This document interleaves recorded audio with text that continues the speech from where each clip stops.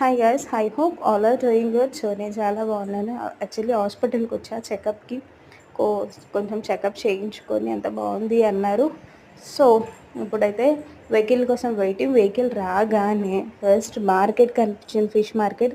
అక్కడ ఆపేసి ఫిష్ తీసుకొని అమ్మమ్మ దగ్గరికి స్ట్రైట్కి వెళ్ళిపోయాను.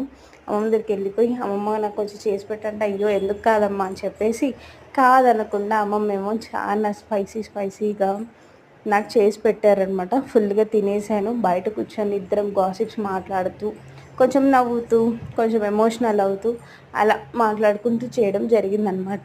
తర్వాత నా పొట్ట అయితే ఫుల్ అయిపోయింది.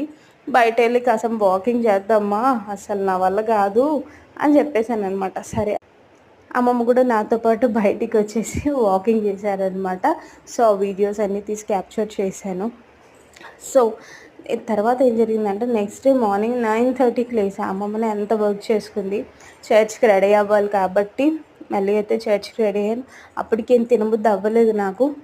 సో అమ్మమ్మ, అట్లీస్ట్ మామిడికాయలు తిను, లేకపోతే నీరసం వస్తుంది, చర్చ్కి వెళ్తున్నాం, చాలాసేపు ఉండాలి కదా అన్నారు. ఇంకా చర్చ్కి వచ్చేసామన్నమాట.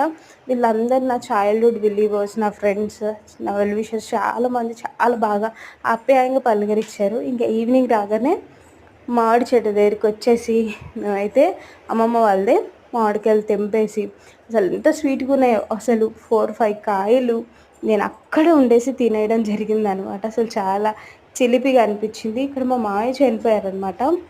అవన్నీ కొంచెం క్యాప్చర్ చేసుకున్నాం. మా తాతయ్య వీళ్ళిద్దరు నన్ను చాలా ప్యాంపరింగ్ చేసేవాళ్ళు.